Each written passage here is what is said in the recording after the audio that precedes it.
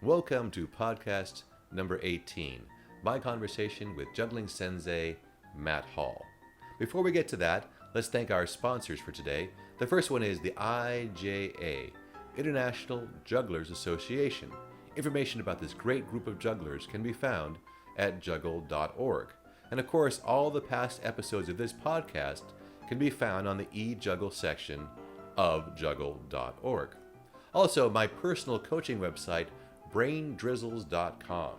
If you're thinking about being a professional, you're already a professional, working on custom material or trying to increase your creativity, come to me at braindrizzles.com and see what coaching can do for you.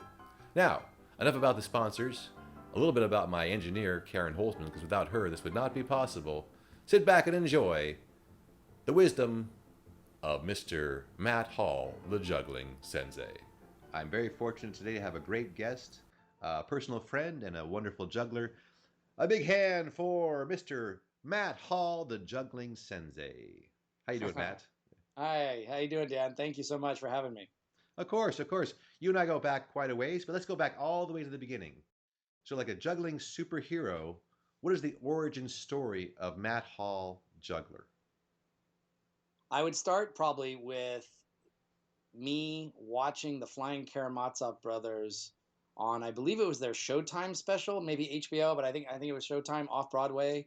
That show I saw when I was 11. I watched it that day, and it just blew my mind with Terror Object number 3 and Terror Object number 4, and then they were doing simple passing with torches and in a 5-person feed kind of thing with the person in the middle, and juggling with xylophones, cigar boxes, egg juggling, just some of the classic juggling kind of techniques and performance skills and tropes. But it blew my 11-year-old mind. And that day I taught myself to juggle 3 balls. And had you been aware of juggling before then? I mean, or was this actually your first experience of, juggling? My first experience of juggling was pretty much that. And so I think it was a pretty good experience to start with. It blew me away. It really just made me think about, gosh, I want to learn how to do that. You were able to learn just by watching? Or did you pick up a book or have someone show you or just kind of puzzle it out yourself? I figured it out. It took me, a couple hours to figure it out in my bedroom with some baseballs. I had baseballs, and I figured it out. And then once I had learned it, I said, okay, move on. I was into BMX racing at that time. I raced BMX from like the age of 11 till the age of 16. I went to the World Championships in BMX when I was 12. I was into surfing and bodyboarding. I was on a bodyboarding team in my school surf team. Those were the things that I was really into. Juggling, I want to see if I could do it. I've always been kind of a guy where I want to test myself to see if I can do it. So once I learned how to do it and I knew how to do it, I said, okay, blah, whatever. And I didn't pick the balls up again for another 14 years or so. Oh, wow. So you learned at 11, and we're talking about like maybe 1980, 81 around there? Exactly. All right, so you put them down. You said, okay, here's a challenge for me. I'm going to learn to juggle. I watched this Flying Karamazov brothers. So what happened 14 years later or whatever it was? What re-inspired the spark? There are a couple things that happened. When I was in Japan, somebody gave me a homemade flower stick. And so I once again wanted to see if I could learn how to do it because I saw some people doing like a propeller spin with it. And I was like, oh, that's kind of cool. It's magical. It's weightless. And so I learned how to do like an idol and a propeller.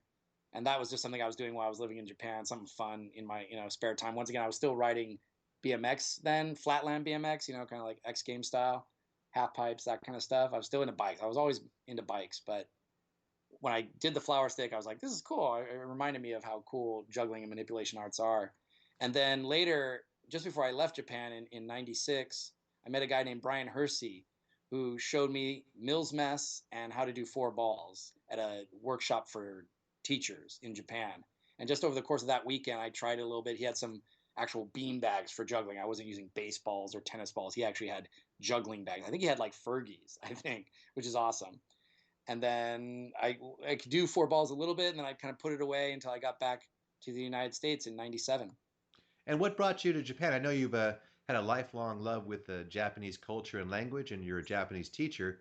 What started that, and how did you get to Japan at that time when you learned from Brian? Well, the first thing you should know is that I read the book Shogun by James Clavell when I was like 13 or 14, right? Shogun. Yep. And it's a fictional book, but it's a great book. It's a great yarn. Lots of great historical kind of anecdotes. And so I read that and I wanted to learn Japanese, but I had to wait because at my high school, they only offered French, which I took for 4 years. So when I got to college, I signed up for Japanese, and then my sophomore year, they sent me to Tokyo to spend my sophomore year at university in Tokyo. Then I came back for that and got hired after graduation to go back to Japan and work. I was there for about 3 years working for the Fukuoka prefectural government in their high school division. And then that led to a job eventually in Chicago at the Japanese consulate. And I was there for 2 years. And that's really what changed my life juggling wise, because every day at the consulate during lunch, I'd go walk around the city or across the street and get something to eat in the Water Tower place on Michigan Avenue. And in the, what do you call it? The Sharper Image, WTTW Store of Knowledge, they had More Balls Than Most, a box set from More Balls Than Most, which is like Butterfingers in Britain, box set with a video.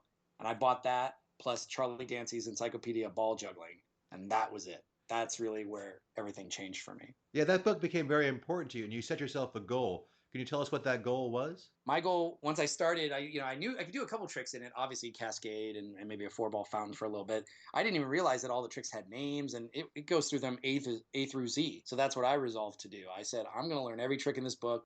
I'm going to try and do it in order, but obviously I ran into some tricks I couldn't do right away, so I skipped them and then came back to them later. But eventually I had a little pencil check mark next to every trick in the book. Now, you're kind of known as a guy, a multi-prop artist. And at this time, are you just doing basically balls and maybe a little bit with the flower stick, or have you started to experiment with other props as well? Yes, when I was in Chicago, I went to the Navy Pier, which is kind of a touristy place, and they had a kind of a magic juggling kite store there. And I saw a girl doing a Chinese yo-yo there, and she was just doing some basic tricks, string climbs and stopover, stick releases and suicides. And I was like, oh, I got to get that. So I bought one of those, and really was spending most of my time on balls because I had the Encyclopedia of Ball Juggling, and I spent my time on the Diablo. Those are the first two. I kind of put the flower stick aside for a while and came back to it later. And it was a flower stick, not a devil stick. It was sort of the softer cloth cover type. Exactly. It was homemade. So I think it was a wooden dowel covered by a cut up bicycle tube, like it was rubber. And then she had used cloth, just little bits for the end flower part. Soon after I got into juggling for real in Chicago, I bought myself a couple Dubé hardwood devil sticks. And those were a lot tougher, but they looked a lot better. And that's what I've used ever since. And anybody out there in Chicago? I know I've been to Chicago, and I remember Tony Flowers was out there. I'm not sure what years, but any other jugglers around starting to inspire you? Any gang that you started to juggle with? Oh, for sure. Yeah. Tony Flowers, he was the king of Oak Street Beach. I met him. He was the first person I met down there when I started trying to attend the group meetings. Rhonda Horwethel was from that area. She talked me into going to my first festival in 98 at Stevenson High School. Mickey Simple, right? Mike Simple, he's a great performer in that area, great regional performer. He took me under his wing. We had some great practice sessions. He's always been a great guy and was very helpful with advice, even early on when I was just thinking about going on the streets and performing on the street. Those three really stick out in my mind. Now, so you're saying that Stevenson was your first convention. That wasn't an IGA? Was that just a local juggling convention? Local fest. And it's funny too, because I was working at the consulate. So I had access to the internet, dial up, right? 1997, 98, broadband speeds. And I discovered the JIS, the Juggling Information Service. Through that, I started looking at the list of clubs and where they met and festivals and what's going on with festivals. I saw some pictures. You really couldn't even download videos at that point, right? Maybe if you're lucky, some animated GIFs that were like 1 megabyte of people doing tricks. So that was my exposure to juggling through the internet. And I remember finding the listing for the Chicago Juggling Club, which essentially was the club that met on Oak Street Beach on the weekends. And I called Rhonda Horwedel because she was the name listed. It wasn't Tony Flowers listed as the contact. It was her phone number. I called her like on Friday at the consulate and said, hey, I want to come to the club. I want to come to the meeting. She goes, well, believe it or not, tomorrow literally is the Stevenson Festival. Why don't, instead of going down to Oak Street, we're all going to be at Stevenson High School. Why don't you drive out there and check it out? And it blew my mind. So who was out there? Anybody come from out of town? Any names we would know nowadays? Yes, I remember that Jay Gilgan, I believe, was there. It might have been the second year or third year I was at Stevenson, but he figures prominently in my early memories of juggling. And the first time I ever saw him live and took workshops from him was at Stevenson. So that's a huge name, obviously. I mean, he's still the guy and still strong in the game, you know. Hmm. And that I remember the first time I walked into the Stevenson kind of field house, and the first thing I see is Michael Ferguson doing 8 balls and Peter Caseman doing 3 Diablos high when I could do 1 Diablo and 4 balls, and it just fried my brain. But I loved it. I was soaking it up. Multiplex Dan taught me my first 5-ball multiplex tricks. So when I left that fest on Sunday, just exhilarated and exhausted, I would say to myself, I can do 5-ball. I'm a 5-ball juggler now, even though I couldn't do the 5-ball cascade yet. Now you're known pretty much as a hobbyist.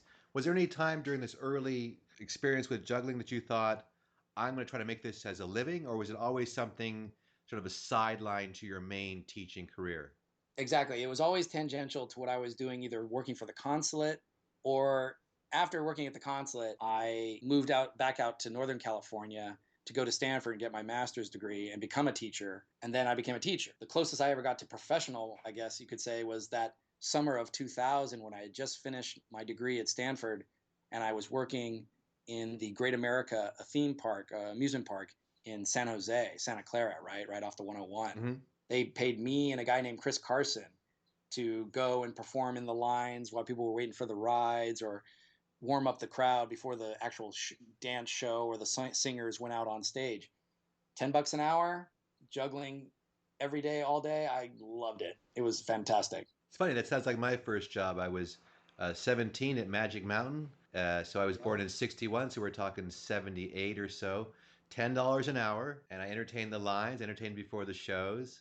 I did 8 sets a day, so $80 a day. So yeah, those amusement parks are good gigs. You certainly experience sort of what it's like to juggle, whether you feel like juggling, whether the people feel like watching you juggle. Right. At that point, it's a job. Yep. And you're out there doing a job. I started also kind of getting an idea of routining and structuring the routine for applause and really thinking about it more than just trick, trick, trick, trick, trick. I didn't go so deep because I wasn't working for Cirque or some other artistic endeavor. It was just people sitting in the line waiting for the tilt-a-whirl, right? I still worked on it, and those routines that I developed at Great America were the ones I used in my first IJA tryout when I tried to get into the IJA championships in 2000 in Montreal. And was that your first awareness of the IJ was in 2000? Yep. Well, I'll say two things.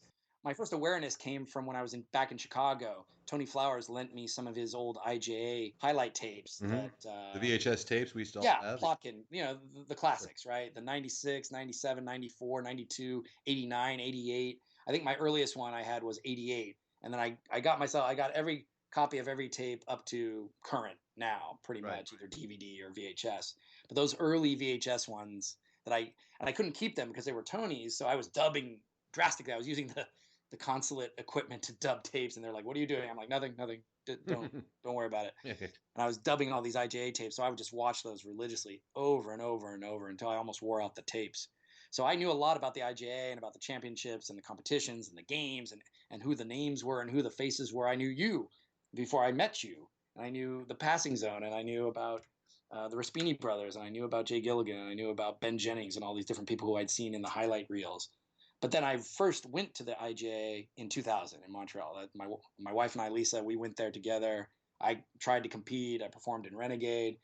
Had a blast. That was a great first year. Yeah, and that was the year Michael Motion was at the festival, if I believe correctly, and he gave that famous talk about his contact juggling. Was that something you attended? I don't believe that was the year. That was the year that 2000 was Montreal, and Mike Price won the championships. Jason got second. Garfield got second. And then the main talk, or I guess the guest that year was Albert Lucas. He's the one who gave the master workshop. Okay. I think the Michael Motion one is the previous Montreal, which I believe was in 92. That's what I'm thinking of. Yes, 92. So we were talking about Montreal in 2000. Exactly. And so you're saying Mike Price. Yeah, there's a name that... haven't heard in a while, right? I think he was on America's Got Talent a few seasons ago and mostly works cruise ships from what I understand. Right. Now, so when did you start getting involved? So you say you attempted to compete that first year. Did they have video tryouts or did you have to go in a separate room? I remember they used to have you... Yep, it was all live. You had to do it. You got one shot. They've got a couple prelim judges. You just do it. You don't do it, no matter what. I remember actually vividly being out there on stage doing my act, which was it was 3 balls and cigar boxes and 1 Diablo. Because I wanted to be like Jeff Mason in the 88 tape because he won with 3 balls, 3 boxes, and 1 Diablo. So that was my routine forever. That was the routine I performed at my first juggling festival performance at MadFest in 98, 99. So I just did that. No staging, no costume. I just kind of went out there and did it to music. I think it was like Pick Up the Pieces by Average White Band or something. And I was doing my routine, and Jason Garfield was coming on next behind me. And he was doing Five Club back crosses backstage, and he shattered a light, and you hear this crash, and you hear Jason screaming and yelling and shouting. And that's during my tryout. And I was, ah! And I finished, and then that was that. But I remember watching the finals from the audience that year and just going, "Wow, man! If I'm going to get in the finals, I gotta keep working." So you always wanted to compete. Was that something you saw that kind of drove you to get better? Or you always had that competitive spirit? Was that from BMX? Yeah, I've always been kind of a competitive guy and just trying to. I always did individual sports moreover. I mean, I did baseball and soccer early on when I was a kid, but for the most part, when you do BMX or surfing or breakdancing, it's all individualistic sports that pit you more against yourself and what are your limits. Hmm. So juggling fits the bill perfectly. I wanted to get into the finals. That was the goal all along, just to see if I could get in the finals because that would be cool to do your routine in front of everybody instead of just doing it in front of three people, right?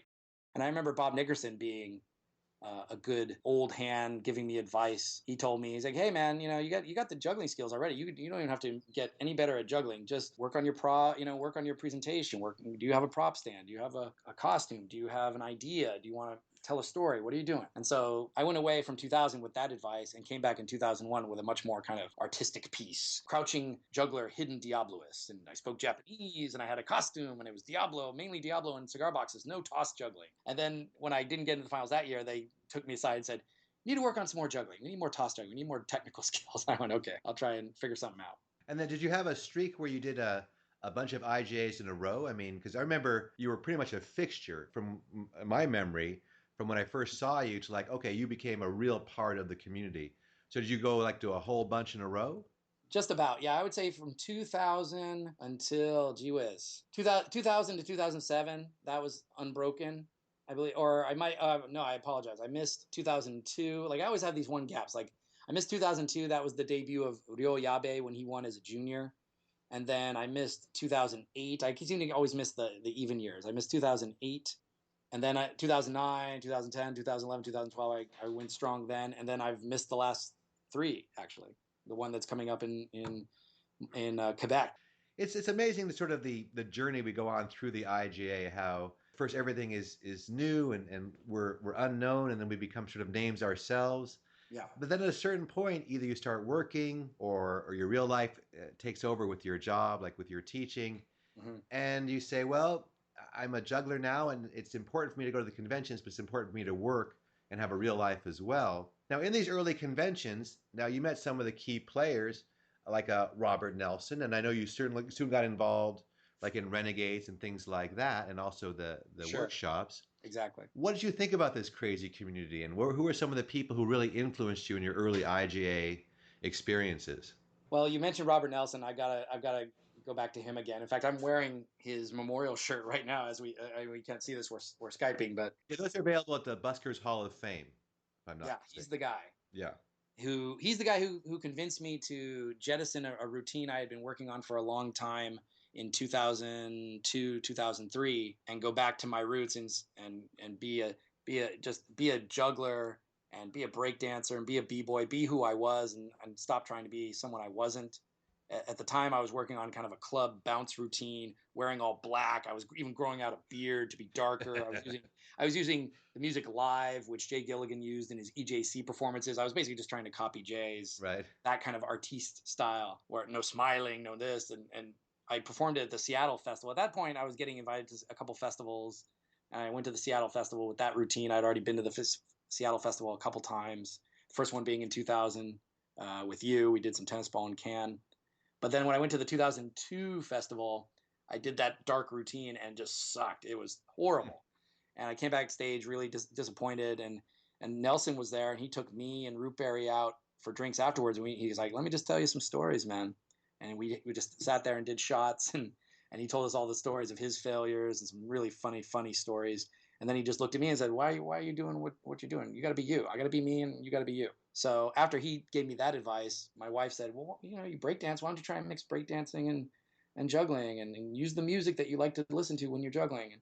So that eventually became the routine that I used in 2003 to get the silver medal. And that was that, like I said, all that ties to Robert Nelson. You're someone who gets invited to a lot of festivals. How did that happen? Was it because people saw you so involved in the different aspects? I mean, normally you would think that the festivals would go after maybe what they'd call a name professional. But Right. here you are, basically a hobbyist, but you became sort of known as a guy that would improve the festival. If you invite Matt Hall, he will make the festival better. Not just the shows, but just the hang, being with the people, doing the workshops.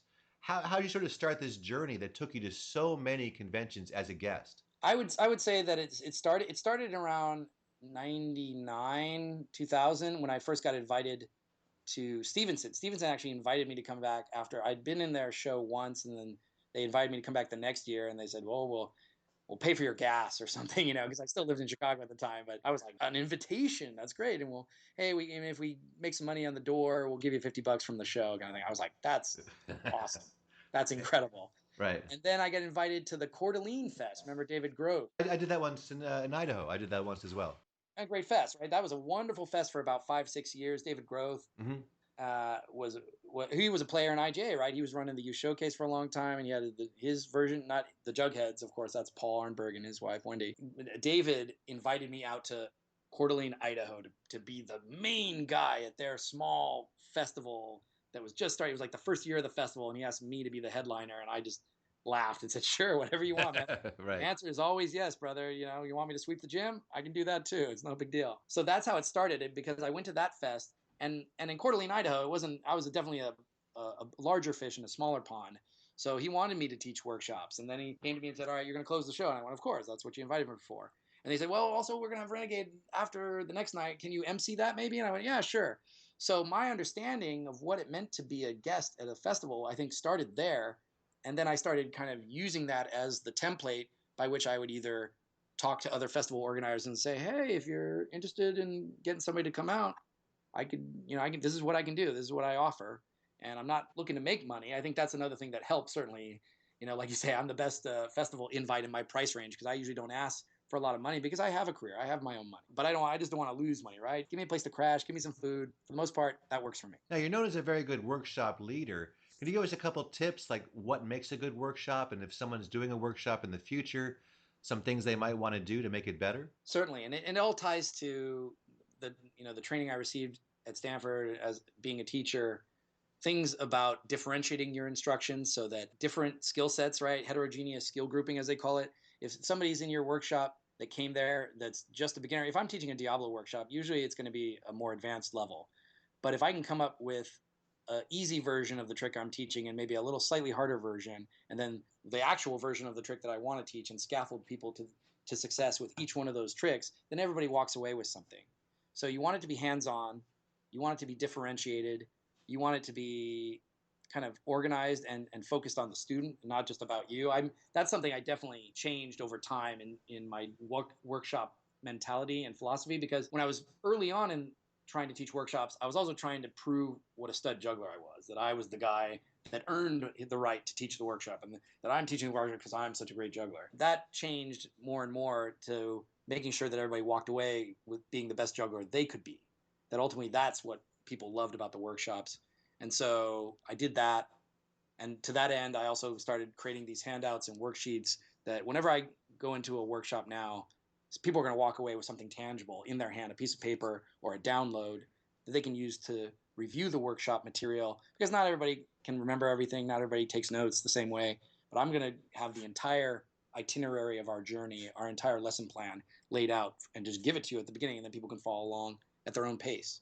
And that's another thing, pacing. You want to make it user friendly so that everybody can follow along and not get lost. And for the most part, I feel like I've had a good time doing those things. You also had some teaching experiences outside of the IGA. One that strikes me as interesting is you were able to coach for Cirque du Soleil. What was that experience like? I have to give thanks to Steve Regatz, who once again was another IGA kind of player. I read his articles on the on the Juggling Information Service way back in the day, and I can't remember. I think we met at like the Urbana Champaign Juggling Festival way back in 99 or something at Chris LaRue's house or something. But I met Regatz, and then we just kind of would communicate with each other every once in a while, digitally, electronically, through email and so forth.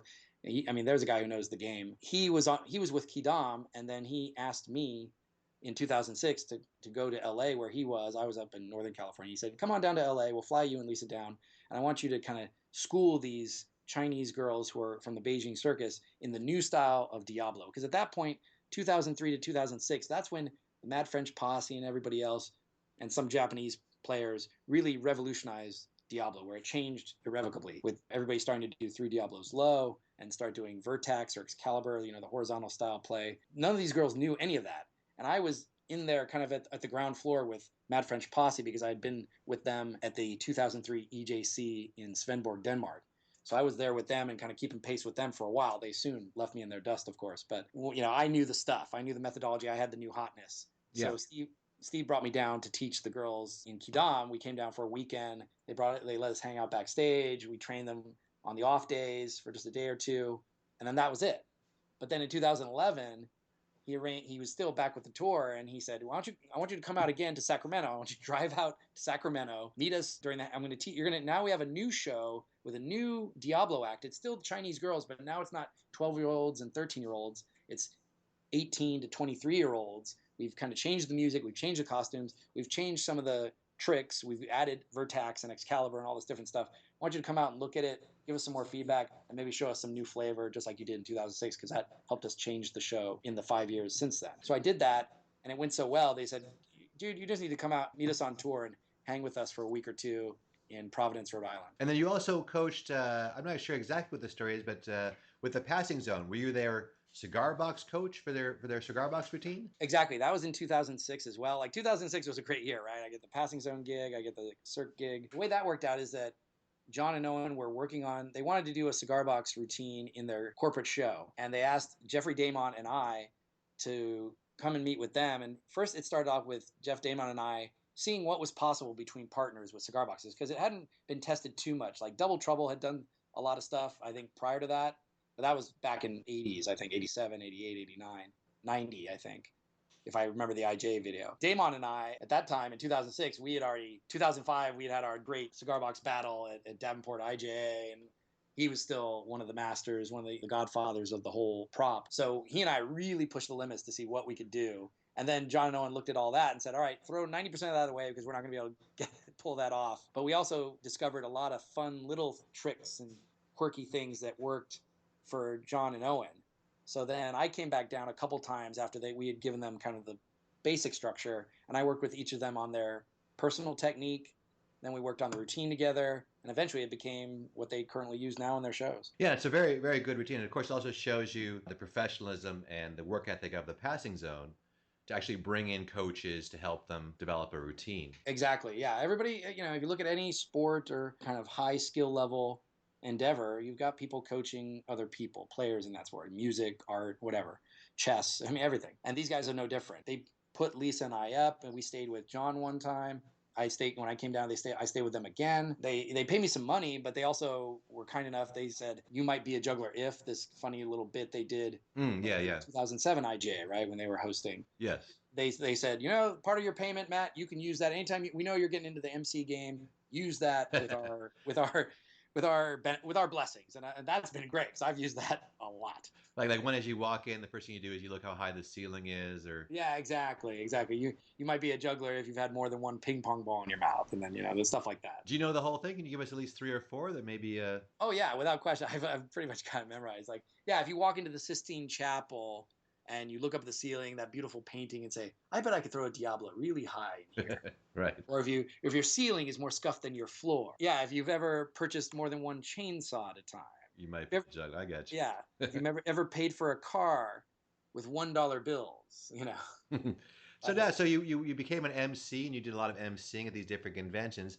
So let's talk a little bit about these foreign conventions you've been to, because you've been to Australia, you've been to Israel. Now, if I had to put you on the spot and sort of pick like 3 or 4 of your favorite festivals, can you tell me what they are and what makes a festival good in the Matt Hall opinion? There's been a lot. I mean, between 2000 and now, 2015, Australia 3 times, New Zealand, Mexico, Israel twice, Britain 3 times, Scotland twice, Canada once, Netherlands. I'm just thinking about places and they're all fantastic. They're stuck in my memory how good they were. But if I really had to kind of pick a top five, I would have to say that the EJC have been fantastic. Both times I've been, I've only been twice, but both times I've been really lucky. And I've heard of EJCs that weren't as good, that maybe the location was off or the organization didn't work out. But the two I went to in Svendborg, Denmark, and in Karlsruhe, Germany, right, 2003 and 2008, were perfect. They were, in terms of weather, organization, size, energy. I mean, the one in Karlsruhe was 6,000 plus people. It was the biggest juggling festival in the world at that time. That was fantastic. Yeah, for the IJA members who haven't gone, who only have experienced IJA festivals, the EJC, going to Europe or going to the EJC is certainly an experience that if you hit the right ones, like Matt said, sometimes the weather can be a problem because a lot of it takes place outdoors or the facilities. To see 6,000 jugglers in one area, all embracing this wonderful activity. 10 different languages minimum being spoken, larger range of ages, a greater balance between the genders, which I think creates a much different vibe as well. Let's be honest, IJA is what, 90-10, maybe 80-20 if we're lucky in terms of male to female ratio. I think at the EJC it was like 55-45 or 60-40, maybe even women to men. I mean, more women. And it creates a different vibe. And you've got more props being represented. Obviously, if you've got more people, you've got more skills being represented.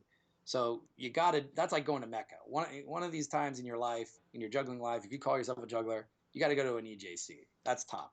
Yeah, I think there's more jugglers. Maybe the per juggler skill level is less than the IJ. I mean, maybe on the per juggler basis, the IJ jugglers are perhaps stronger technically, and there's probably a bigger sort of flow community of hula hooping and poi, and also just sort of more of like a people who embrace new circus. So it almost seems like sort of a more Burning Man vibe, where it's about the community and the overall aesthetic of the activity than just, hey, let's juggle in this gym space and have our competitions. Yeah, ironically, it's the difference I see between a performance-based community and a competition-based community. Because every night at the EJC, you have an open stage, and even though they call it open, it's really like a gala show, because they've got so many people who are, between 6,000 people, you can find 12 acts a night that are polished and good. From just pick each country, and you can have 10 people from the 10 best people from that country can do a show, and they've done that before. So every night you're going to be treated to really great acts, and that's what motivates people. And every night at IJA you're treated to good acts but it's part of a competition. So it's a different vibe and a different mindset. We're definitely big into competition. And more sporting feel, and like you see more guys like wearing shorts and t-shirts in the IHA. You'll see more people like wearing leopard skin leggings with a vest with no shirt and exactly. And that's not to say that there's not competition at EJC, and that's not to say that there's no artistry at IJA. You can find both at both places. But that's the impression I've come away with in the two events that I've actually attended, as well as knowing everybody who goes there. I know a lot of people in that scene. They share their experiences with me, or I look at their pictures on Facebook, or I talk to them afterwards, and they tell me, "Oh, this was good, this was not," and it jives with what I'm saying. And that's certainly one thing you look at, like what makes a great festival is the number of attendees. Like if you go to a festival, like, oh, there was 30 people. Yeah. It's going to be good, but it's not going to be good like, oh, yeah, there was 6,000 people. Exactly. If you've only gone to IGA or any fest in North America for that matter, where you're really dealing with just three digits, then going to an EJC, or my next choice, which I'd say is Israel, which is 1,000, 2,000. If you count the families, if you count just the jugglers, it's probably 1,000. But if you count the families who come with the jugglers, it's probably 3,000 people at that place. Well, the thing about Israel is it takes place in a beautiful camping area, so people sort of plan their vacation and can bring their families because there's like not just juggling, but there's beautiful swimming in these wonderful lakes. Exactly. That river. Yeah, that's Gan Hashlosha. It's like 2 hours outside of Tel Aviv. I went in 2006 and again in 2011. Both times magical, magnificent, wonderful. The Israelis are wonderful hosts, great friends, super passionate about juggling. I taught 10, 11 workshops each time I went and just was drained. Anytime it was supposed to be a 60-minute workshop, and it goes for 90 afterwards, because even though the other workshops are starting and the guys are looking at you and yelling at you, stop teaching your workshop, we need the space for somebody else. The people will say, well, let's go outside in the grass and we'll just keep going, because they're so hungry for it and they love it. Yeah, I did that one this year actually as the MC, and it was a fantastic experience. And a big shout out to Ori Roth and all the organizers Yeah, Ron Ataski, Ori Roth, all those guys, the Shiltons, Robert Shilton, and the rest of them, man, they do a great job. They put on a great event. It's amazing, and especially because it's isolated. They have to bring all that stuff in, truck it all in, and kind of set it up and get everybody there. They have to get all their guests from because they invite guests from all over the world. And they got to pick them up at the airport and get them all there and put them up, and it's fantastic. The first year I was there with Maxime Comaro, Trespass, Get the Shoe, Big hitters. It's a good company. pretty good. Yeah. And then me, right? Which one of these is not like the other, right? Well, yeah, so you created this identity of like, okay, maybe you're not going to headline a big gala show. Yeah. If you have Get the Shoe and you have Matt Hall, between the two of you guys, I think Get the Shoe is going to headline, and you're a lesser performance act. But the fact that you were able to kind of create this identity as a go-to festival edition, being a hobbyist, you've had such a wonderful run through all these conventions. So we got two. So we have a couple EJCs, Israel for sure. Israel for sure. Give us just a couple more, and then we'll move on to our next subject. Okay. Then I gotta say that the Australian New Zealand Fest, I'm gonna lump them all together, but because they are different. Like the Sydney Fest in 2006 was great with Mark Douglas and them, and then the Auckland Fest this in 2012 in New Zealand, fantastic. That was amazing. I also want to go back to the Melbourne with Christian Parr. That in 2009 in Melbourne, that was pretty special. That was they ran a great fest. Just the Australian Fest in general, and once again, I don't want to cause any hurt feelings between New Zealand and Australia. Of course, they are different, but the vibe is all. It's just about fun. They're not huge fests. The skill level is kind of low, not super high, not super low, but everybody just has fun. The shows are great. The Renegades go forever because everybody's just taking the piss and having fun. I'd have to put those on the top tier, and then I got to say Britain BJC. I've been 3 times. I mean, I can't believe they invited me 3 times, but I'll take it. And every time was incredible, fantastic, great friend. I've got a lot of great friends over there, like Ewan Crichton and Rob Stone and the rest of those guys. Mark Armstrong. I could go on. Those fantastic people. Now, speaking of conventions, you actually ran your own convention. You were the convention coordinator of one of the IJAs. That took place. Where did that take place again? That was in. Winston-Salem, our third visit to Winston-Salem, yes. Now, what was that experience like for you? I know, and how did you end up becoming the coordinator? It started out with me being on the IJ board. I ran for election in 2010. I believe that was the Minnesota Fest. It was definitely Minnesota. It was 2010. I ran for the board, got picked, so I was on the board. And then right around 2011, when we were looking at okay, who's going to take the 2012 Fest, it's a year before, and Lisa and I talked about it and said, yeah, why don't you give it a shot? Let's do it. You've always talked about it. You've got some ideas for performers and how you want to structure things. And so I said yes. And I remember at the time, the IJA was paying anywhere upwards between 5 to 8 grand, if I remember correctly. I think Mike Sullivan got something like that for his previous fest. Maybe not. But I said, oh, yeah, wow, that's a lot of money. I can do that. But then when we looked at the budget, we were in the hole from the previous fest. So I basically waived my fee and did it for free. And that's not to say I didn't get benefits from it. Of course, when you're Sure. staying, I got to go to the festival for free. My hotel room was paid for, so there was plenty of financial benefits on that end. The year spent planning that fest and working on that fest was a complicated year because I had also switched from my previous high school in Eastside Union High School District, San Jose, California. I was teaching at Silver Creek High School for 11 years, just doing Japanese. And I moved to my new high school in Palo Alto High School. And then I was teaching Japanese, but I was also part of the admin team. I was running student activities, which is like prom, graduation, freshman orientation, all the dances, everything like that. And so I spent that year both trying to do the festival long distance because it's in Winston-Salem and trying to adjust to my new masters in Palo Alto. And that was a tough year. To be honest, I think I dropped the ball in several areas as far as the fest was concerned. But I had a lot of good people to work with on the team. Aaron, Kevin, a lot of those people backed me up, and as luck would turn out, it ended up being a good fest. I think, and we certainly didn't lose money. I think when I last heard from the previous board members who kind of looked at the numbers, we either broke even or we made like $5,000. I think that was the final judgment on that fest, and the turnout was good. Like the numbers weren't huge, like 300, 400 in that area. I think I was happy because for the most part it went well, and we were able to bring over some great people. Chief in my mind right off the bat, Pavel Zvukovic and EAEO, those guys, Jordan DeKuyper and Sander DeKuyper and Eric Longakel. And Ryan Malores, of course, from Mad Skills and Ministry of Manipulation. I had worked with Ryan in Guadalajara, Mexico, and we knew each other a little bit. And I wanted to bring his act to IJA, so I was happy to be the festival organizer because I can kind of make those decisions and help make those decisions. And then, of course, EAEO, I'd seen them at the Netherlands Fest and at IJA. I mean, pardon me, EJC in Svendborg, Denmark, way back in 2003. So 9 years later, I was begging them to come to the IJA festival, and we made it happen. And like I said, their performances in the Cascade of Stars are still some of the highlights for me from that fest. Let's say you had a festival coming up that you're the director, let's say next year. Who are some of the dream acts that you think you would bring in? Maybe people that the IJ hasn't seen or maybe they're not aware of, or just people who you would be passionate about to have them in a show. Let's sort of put together a dream show. So what would the opening act? Who would you think of as a great opener for your dream show? Opening's tough.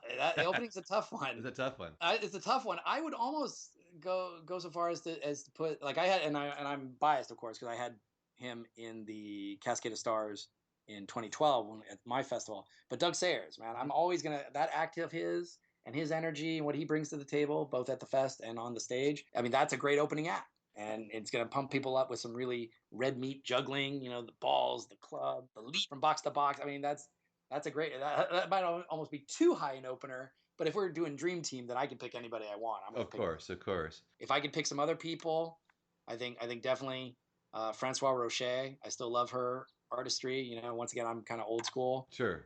I wish Luke Wilson was still around because he was the master. I might probably have him MC. It'd either be him or you MCing, I think. I'd probably put Luke Burridge in there somewhere because he's got so many different things he can call upon. He's got a wide range of skills, and he's a good MC. If not in the show, he's going to be maybe the MC, or he's going to run Renegade afterwards. If I was putting together my dream team, he's definitely a player. Of course, you got to go with Wes and Tony and Patrick and those guys. I mean, if you don't have those guys, you're going to piss off 90% of the juggling world because they're the favorites, right? Everybody loves those guys. Yeah, like in Israel, they did the first, Wes and Patrick did the first half of the show. And they did a solid like 45 minutes of just, and then they came and did, each an individual piece in the second half of the show.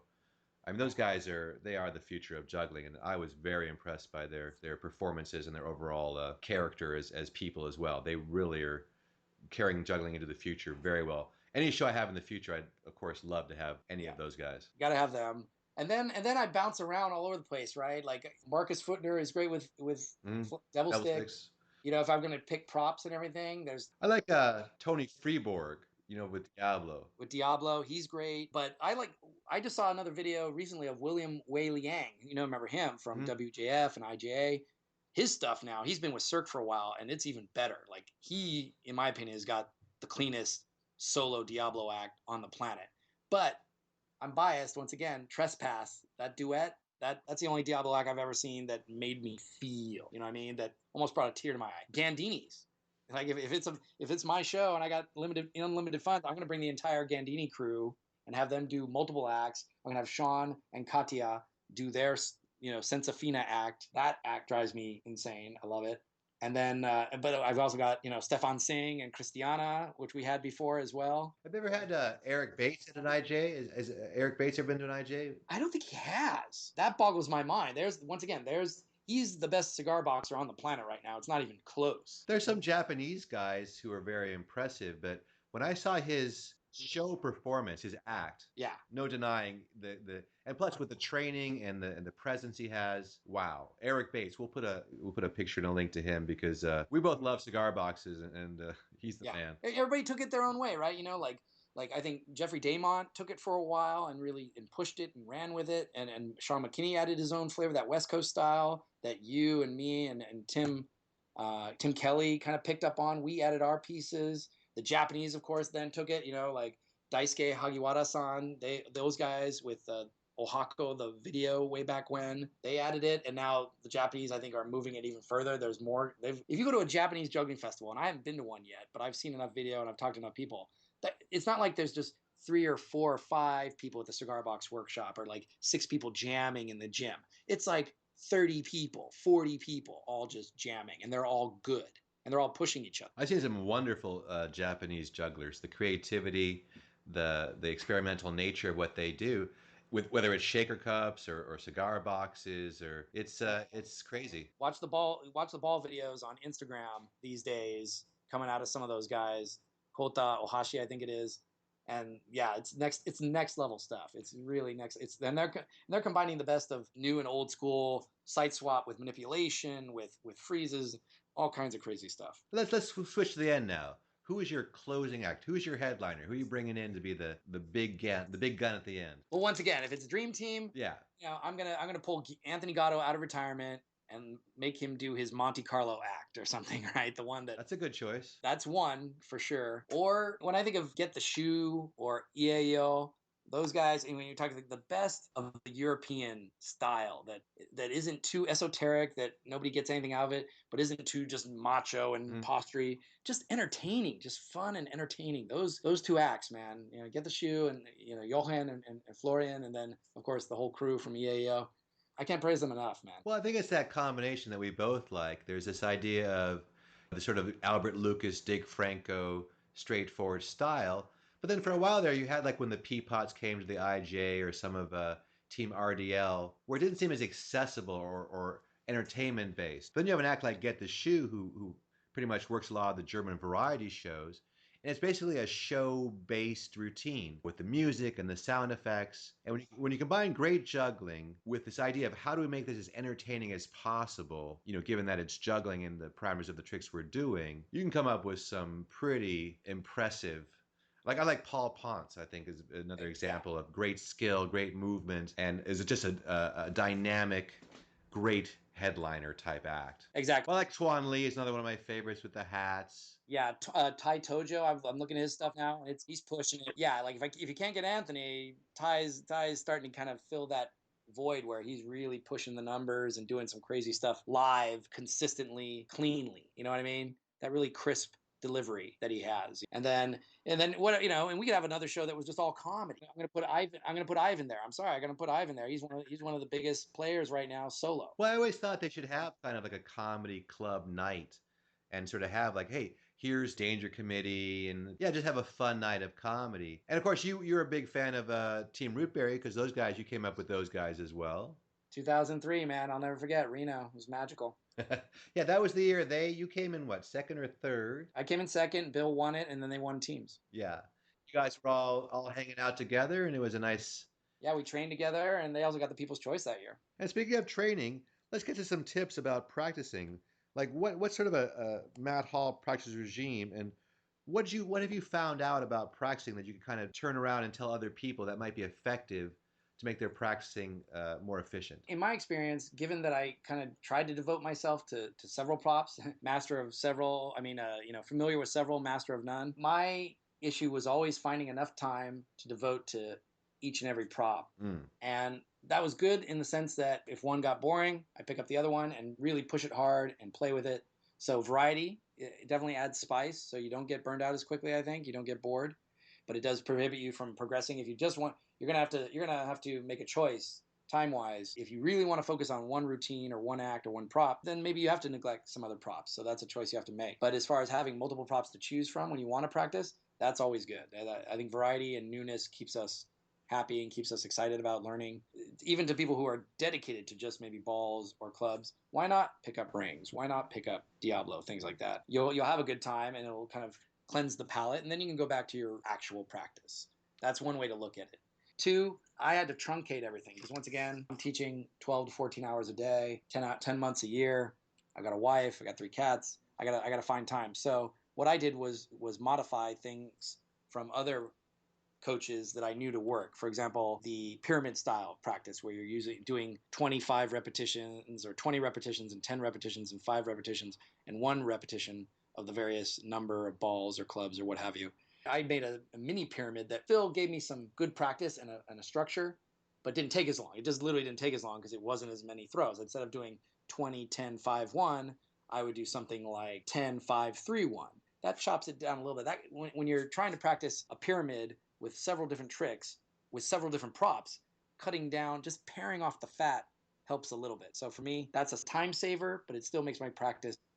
Let's talk a little about this pyramid. Let's say you're wanting to learn 7 balls. So give us an example of how you use this pyramid method with something like learning to do a better 7-ball cascade? Well, for example, at the bottom, I'd start with flashes. I'd just do 10 flashes of 7 balls, 7 throws, 7 catches, done.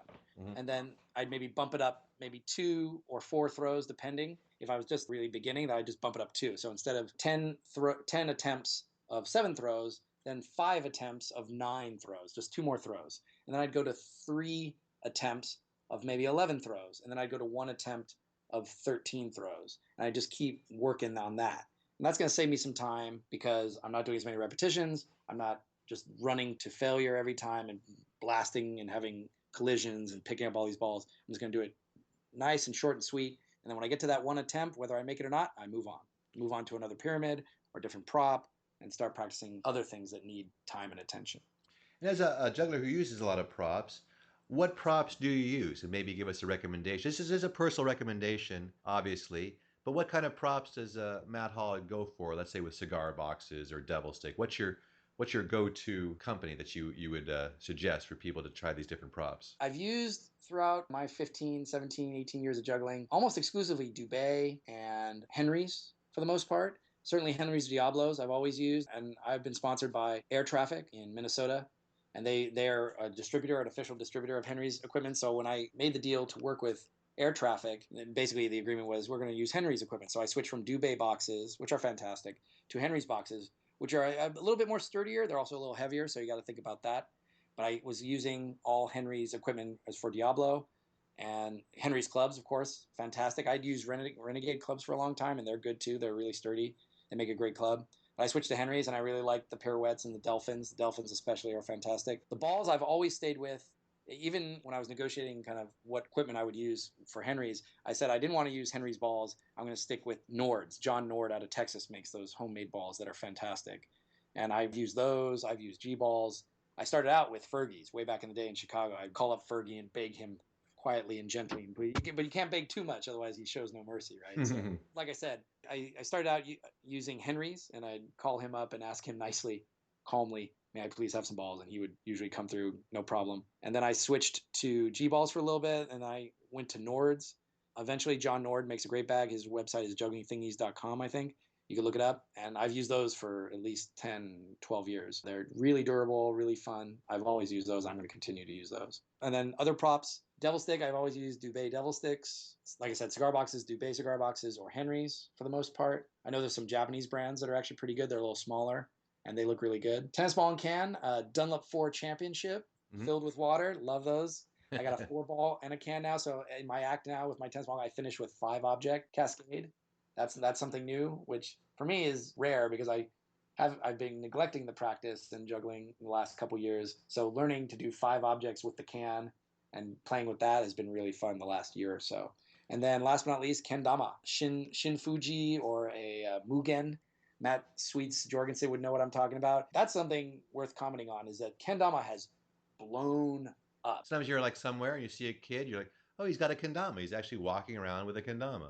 Yeah, no, my wife and I were down at Disneyland 3 weeks ago for our 10th wedding anniversary, and they had on Disney what they call downtown Disney, which is just a big avenue of shops, shopping street, and everybody just walks through the thoroughfare. And they have the little kiosks, right? You can get some rings or do this. And the Dunkin' kiosk was more kendama than yo-yos. And the people that were working it, most of the time I saw them using the kendama. And I remember being in Britain in 2004 teaching kendama workshops to the Void and all those guys who ended up making the BKA, and now it's just huge. And they're all like, the Void is like 6th-degree black belt now, tested in Japan. He's like the highest ranking white person ever in the history of kendama.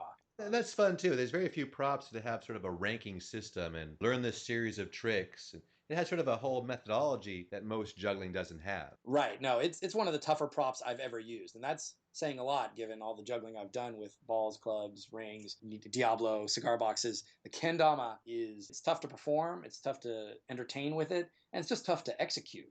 The world championships are going on right now, I think, in Japan.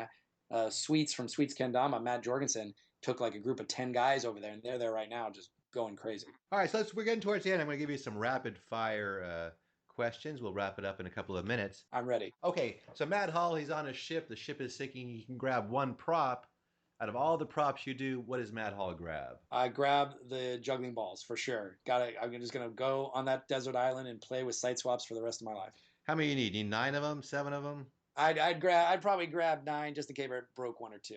Sure, just in case, or maybe you're on that desert island long enough and you try to go over some long numbers runs. Now, of course, I have to ask, where has Matt Hall been? I mean, for the last 3 or 4 years, you haven't been to a festival and you sort of have dropped a little bit out of sight in the juggling community. What's going on, Matt Hall? Absolutely, yeah. I primarily life intrudes. I think that's the phrase I'd use. I've been focusing on my teaching at Pali.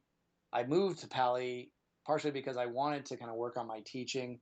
In a poor school district, it's hard to work on your teaching because there's no money for training and no money for equipment and books and so forth. So moving to Pali, I kind of sold out to the man. That's Palo Alto you're talking about? Yeah, exactly. Pali is what we call Palo Alto High Okay, School. yeah, I never heard Pali, but I'm not a local there. So. Yeah, moving to Pali required a higher level of commitment from me to be a teacher and to be devoted to my craft as being an educator and being a teacher. And I've paid that price. And I'm glad I paid it because I'm probably a better teacher than I ever have been. I'm starting my 17th year, 18th year as a teacher. I want to spend that last 15 years of my career being a good, really good Japanese teacher and being a good educator. That's the decision I made, and that's fine. And the one thing I regret about it is yeah, that it's taken me away from juggling to the degree that where I used to do it.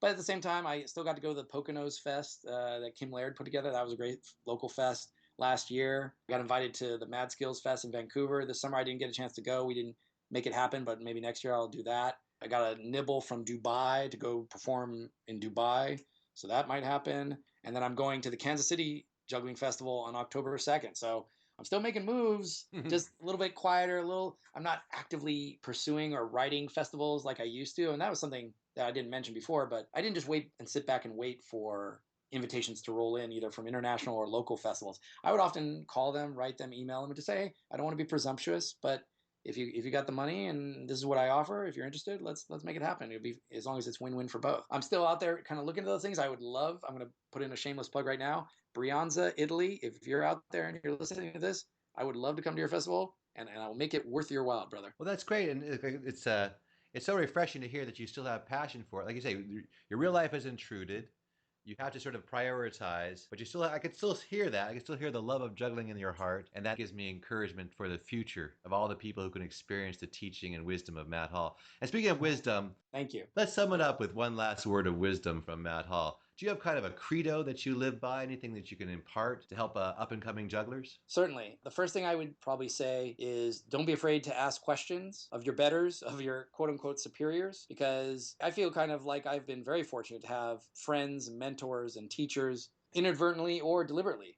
People like yourself, Luke Wilson, Jay Gilligan, Robert Nelson, all these people, Root Berry, Ivan, the passing zone. These are people who are, I mean, I feel like I'm Forrest Gump and I'm walking through your lives and I just kind of peeling off a little piece of learning and wisdom from you guys, because you guys are the professionals. You guys are the pros. You're the entertainers. And I have been a hobbyist, let's be honest. But I've never been afraid to ask questions or say, gee, you guys are awesome. Can I ask you a question? And you guys have always been more than willing to answer my questions or to guide me in the right direction or point out something that I could do better. And that's always been the case. And in the juggling community in general, I think you see that. And that's wonderful. That's number one. And two, of course, tying to the first one, what you receive as a gift, give as a gift. When you rise up, when you get your skills, when you learn that trick, don't forget to teach it to somebody else who's coming up and wants to learn it too, right? Somebody helped me learn 5-ball Mills Mess, and now I help people learn 5-ball Mills Mess, for example. And somebody helped me get my first gig at a juggling festival, and I've helped other people write those first letters, those scary first letters, introducing yourself to a juggling festival director or organizer saying, hey, will you invite me? That can be tough, and I've helped some people with that. And now I see them, and they're out there getting fest gigs. Well, Matt, thanks for sharing your time with us here on the Drop Everything podcast and sharing your wisdom with the jugglers. I look forward to seeing you at future festivals and hanging out with you and jamming. Definitely. I definitely look forward to it, yeah. I'll even come out to Pali. Come out to Pali, yeah. Or, hey, Kansas City, man, it's going to be a great fest, October 2nd. It's going to be a good one. I think you're on that one by yourself. I got some jobs coming up, but thanks again. This is all the time we have now for Drop Everything number 18 with Juggling Sensei, Matt Hall. Thanks, Matt. Thanks, Dan. No, thank you. I hope you enjoyed podcast number 18 of the Drop Everything podcast. That was my conversation with Juggling Sensei, Matt Hall.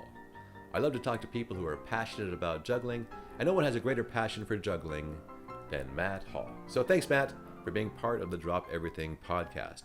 And thanks also to our sponsors, the IJA, that stands for International Jugglers Association. You can join this fine group of jugglers at juggle.org. Also, my personal coaching website, braindrizzles.com. For your coaching and career needs, come to braindrizzles.com. A big thanks to my engineer, Karen Holzman. To all the listeners, drop everything except when you're juggling.